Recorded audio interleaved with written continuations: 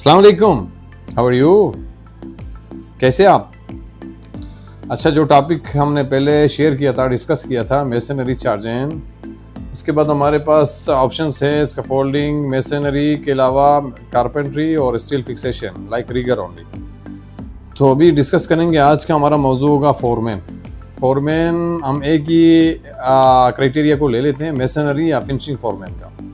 Finishing foreman में बहुत सारे जॉब्स आते हैं, उसमें कारपेंट्री भी शामिल होता है, पेंट भी उसमें शामिल होता है, लेकिन हम एक यूनिट को ले लेते हैं, यूनिट ऑफ मेसनरी।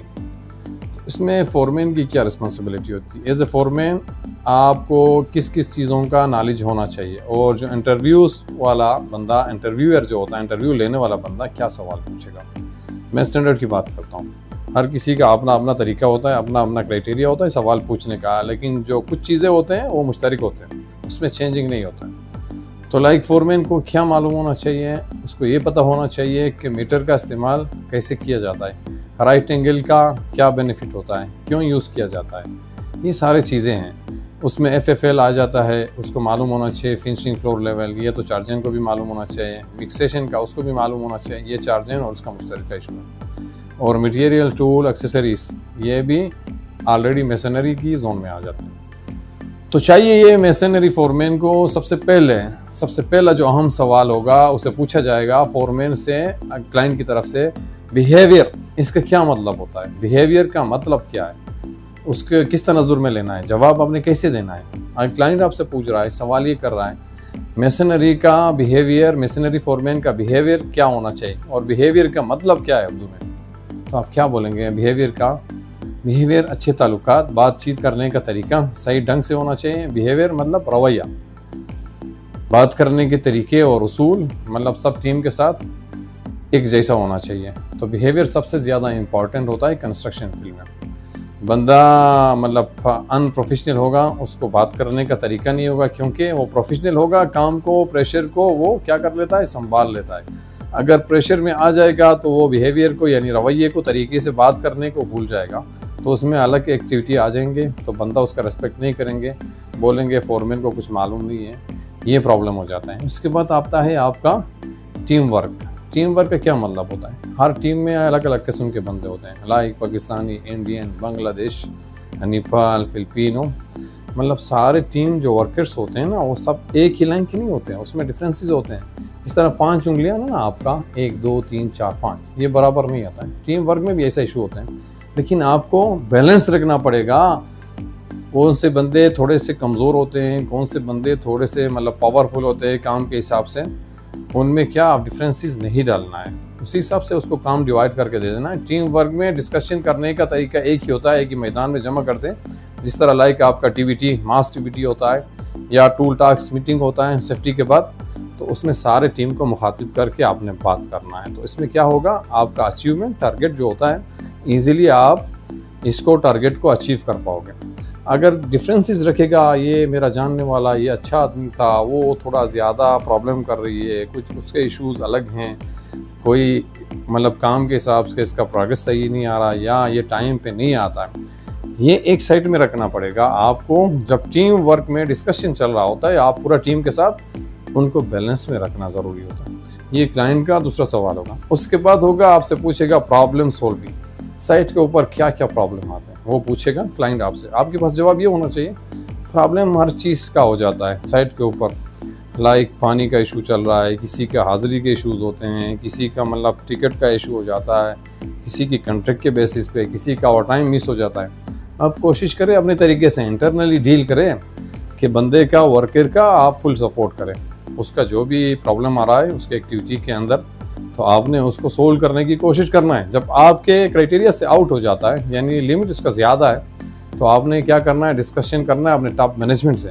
ये ना बोले बंदे को, यार ये तुम्हारा इशू है, जाके टाइम कीपर से मिलो या एडमिनिस्ट्रेशन डिपार्टमेंट से मिलो, वो उसका काम आपका काम कर देगा। मेरा क्या काम है, मैंने सिर्फ साइट के ऊपर होता हूँ, आपके साथ जो 8 घंटे का मेरा ड्यूरेशन होता है, दौरानिया होता है, इससे आपसे काम लेना है, मैंने अपना टारगेट अचीव करना है। ये बात होगा, क्या होगा, वर्कर में आपकी रिस्पेक्ट जो होगी ना, वो डाउन होगी। यानी क्या होगा, आपको रेस्पेक्ट नहीं देंगे। जब बंदे आपको रेस्पेक्ट नहीं देंगे तो आप काम कैसे कर पाओगे। इसलिए सबसे ज़्यादा ज़रूरी ये होता है कि आपने उनको सारे वर्कर को एक टीम वर्क के हिसाब से अपने फैमिली मतलब ग्राउंड में लेना है, जैसे आपके बच्चे आपके साथ काम कर रहे हैं। लाइक हर बंदे का अलग अलग अपना एक क्राइटेरिया होता है। आप डिफरेंसेस पैदा करेगा तो एक बंदा आपको रेस्पेक्ट देगा, ठीक है, एक बंदा नहीं देगा तो क्या हो गया, आपके टीम वर्क में क्या डिफरेंसेस पैदा हो गया।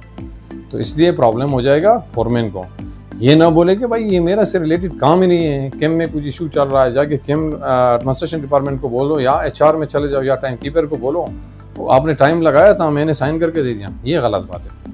आपने उसके ऊपर 100% फोकस करना है, उसके साथ हेल्प करना है जो भी आपसे हो सके, जितना आपकी क्राइटेरिया बन जाता है, जितना आपका कैपेसिटी है उसी हद तक चले जाओ। यहाँ तक आप मैनेजमेंट को इन्वॉल्व करो उसमें, ये भाई मेरा बंदा है, मेरे साथ काम कर रहा है, मेरा वर्कर है, इसका जो प्रॉब्लम आ रहा है इसको सोल्व करो इमीडिएटली। इसको बोलते हैं अपना फोरमैन का क्राइटेरिया, यानी फोरमैन प्रोफेशनल। ठीक हो गया।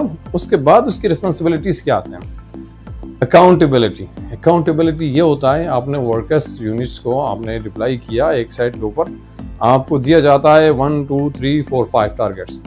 आपके पास टाइम का ड्यूरेशन होगा 10 घंटे या 12 घंटा। आपकी टॉप मैनेजमेंट आपसे मांग रही है ये 10 घंटे में मुझे कंप्लीटली करके दे दो।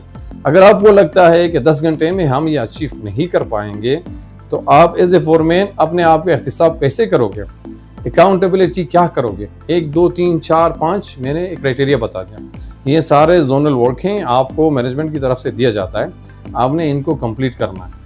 तो आपके पास टाइम के हिसाब से या मैन आवर्स, मैन पावर या टूल्स के हिसाब से एक्टिविटी इतना नहीं हो सकता है जितना टारगेट में मेंशन किया जाता है। तो आपने क्या करना है एज ए रिस्पॉन्सिबल फोरमैन, आप देख लेना ये कौन सा प्रायोरिटी वर्क है, यानी अपने आप का एहतिसाब, अकाउंटेबिलिटी। तो उसमें कौन सा आएगा 1 2 3 4 5, इसमें से देखेगा कौन सा वर्क प्रायोरिटी में, तो आप पहले उसी के ऊपर फोकस करेगा। फोकस करने की सूरत में क्या होगा, दूसरा एक्टिविटी अगर कल के लिए पोस्टपोन भी हो जाता है तो इसको इजीली कर पाओगे। जब आपका लास्ट यूनिट में चला जाओगे, प्रायोरिटी वाइज काम नहीं करोगे, जो स्टेप बाय स्टेप 1 2 3 के हिसाब से नहीं जाओगे, तो एक काम जो होता है वो 7 दिन बाद भी हो जाएगा, कोई प्रॉब्लम नहीं होता। एक काम होता है जो पहले दिन ही जरूरी करना चाहिए, 1 घंटे के अंदर चाहिए, आप उसको छोड़ दोगे और 7 दिन वाला पहले करोगे तो क्या होगा, यू आर अनप्रोफेशनल।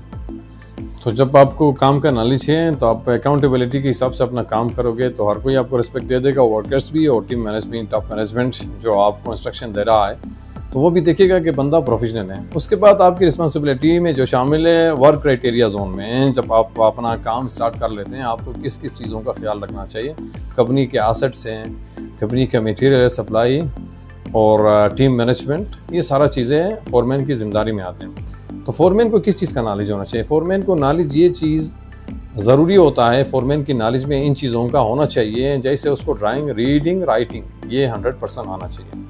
अगर डिप्लोमा नहीं है नो मैटर, लेकिन काम का प्रैक्टिकल होना चाहिए और बंदा प्रोफेशनल होना चाहिए। ड्राइंग में क्या होगा, आपको ब्लॉक का जोन दिया जाता है, ब्लॉक का लेआउट करने का तरीका ड्राइंग में मेंशन होता है, इसमें एक्सेसरीज क्या आते हैं, इसके डोर्स ओपनिंग किधर है, कितने हाइट में विंडो आपने लगाना है, कितने हाइट में आपने AC ऐड करना है, तो ये सारा ड्राइंग में मेंशन होता है। जब ड्राइंग को आप पढ़ना जानते हो और ड्राइंग के ऊपर फोकस करना जानते हो और ड्राइंग में जो जो चीज़ें समझते हैं सेक्शन वाइज, उनको अगर आप 100% समझ कर लेते हो तो क्या होगा, बेनिफिट ये होगा आपको काम का कोई प्रॉब्लम नहीं रहेगा, आपके ऊपर प्रेशर नहीं रहेगा। आपको समझना किन चीज़ों का, आपसे पूछा जाएगा सरफेस प्रिपरेशन क्या है, इसका उर्दू में जवाब दे दो, सीधा आपने बोल देना। हमने कोई क्राइटेरिया मेंशन नहीं किया लाइक प्लास्टरिंग या मेसनरी का ब्लॉक वर्क्स या कंक्रीट का, मैंने नहीं बोला। सरफेस प्रिपरेशन जस्ट ये जनरल वर्ड्स है। तो इसका सवाल ये होगा, जवाब आपने उर्दू में देना है, बोलो सतह हमवार करना है, बस खलास। सरफेस प्रिपरेशन मीन्स सतह हमवार करना है, दैट्स इट ओनली। तो सतह हमवार करने में बहुत सारे काम आ जाते हैं, लाइक प्लास्टर वॉल का, कंक्रीट वॉल का, दूसरी अपना फ्लोरिंग, ग्राउंडिंग या ब्लाइंडिंग, जो भी आप डाल रहे हैं उसमें सरफेस प्रिपरेशन प्रायोरिटी में आ जाता है। तो प्राइमर के लिए भी surface preparation prior to primer हो जाता है, सारा कुछ चीज़ें इसमें शामिल हैं। तो आपको नॉलेज होना चाहिए कि सतह हमवार करने का क्या मतलब है। मैं कंक्रीट या प्लास्टर करने से पहले आपने सरफेस को रेडी करना है, उसमें क्या क्या चीज़ें ऐड करना है, किन किन चीज़ों को निकालना है, क्या क्या मटेरियल हमने यूज़ करना है। ओके, उसके बाद आपको नॉलेज होना चाहिए कि मैं प्लास्टर स्टार्ट कर रहा हूँ, इसका मिक्सिंग क्या है, उसको हमने कितने घंटे में एक प्लास्टर को करना है, डिप्लॉयमेंट कितना थिकनेस का आपने प्लास्टर ऐड करना है वॉल के ऊपर, आपने लेवल पॉइंट कैसे लगाना है, साल को कैसे यूज़ करना है। ये क्लाइंट पूछेगा सवाल, आपने उसको जवाब दे दिया, खलास आगे पीछे इंजीनियर का सवाल तो आपसे नहीं पूछेगा, जो आपकी रिस्पॉन्सिबिलिटी में आता है, जो डेली बेसिस में आप ये काम अपने वर्करों से करा रहे हैं, आप उनका सुपरविजन कर रहे हैं, यही सवाल पूछा जाएगा। और टॉप मैनेजमेंट का सवाल तो आपसे नहीं पूछा जाएगा, टॉप सुपरविजन का तो नहीं पूछा जाएगा। फोरमैन की जो रिस्पॉन्सिबिलिटी के अंदर काम आते हैं उनके बारे में ही सवाल होगा। तो आपसे ये पूछा जाएगा एक दिन में एक वर्कर कितना मीटर ब्लॉक लगाएगा, या 1 मीटर में स्क्वायर मीटर में कितना ब्लॉक आते हैं, तो आपके पास इसका जवाब होना चाहिए, आपको मालूम होना चाहिए। और प्लस्तर एक वर्कर और एक लेबर एक दिन में कितना मीटर कर सकते हैं, जब आपके पास मतलब खुला चाल हो ओपन एरिया में, तो आपके पास जवाब होगा। और कॉलम का, डोर का, ये नॉक बनाना है, तार बनाना है, तो उसमें एक्टिविटी आपका प्रोडक्टिविटी थोड़ा रिड्यूस हो जाएगा। ये आपको मालूम होगा। क्लाइंट को आप जवाब दे देगा इंस्पेक्शन वाले या इंटरव्यू वाले को, तो वो मुतमईन हो जाएगा, आगे पीछे सवाल नहीं करेगा। आपसे यही सवाल पूछे जाएंगे। सुपरविजन का टूल टास्क मीटिंग में आपने पहले क्या बात करनी है अपने वर्करों से, तो आपके पास जवाब क्या होना चाहिए। आप बोलेगा safety first, second quality and third progress. ये आपको मालूम होना चाहिए। अगर प्रोग्रेस दे देगा बड़े हिस्से से, तो जब आपकी क्वालिटी बेकार है, मतलब क्वांटिटी का फ़ायदा कुछ नहीं है। क्वालिटी वाइज आपने काम करना है। मटेरियल कंपनी का स्पेंड हो रहा है, आप मटेरियल यूज़ कर रहे हैं, वर्कर को मैन आवर्स दे रहे हैं, टाइम उनका लग रहा है और टाइम भी दे रहे हैं, कुछ भी दे रहे हैं, मतलब आपकी प्रोडक्टिविटी ठीक है, रेज अप हो रहा है, लेकिन इसमें क्वालिटी नहीं होगा तो इसका क्या बेनिफिट है, ये फोरमैन को समझ आना चाहिए। बाकी जो दूसरा रिमेनिंग डिस्कशन है ना, वो नेक्स्ट ब्लॉग में हम आप लोगों के साथ डिस्कस करेंगे। अल्लाह हाफिज़, थैंक यू।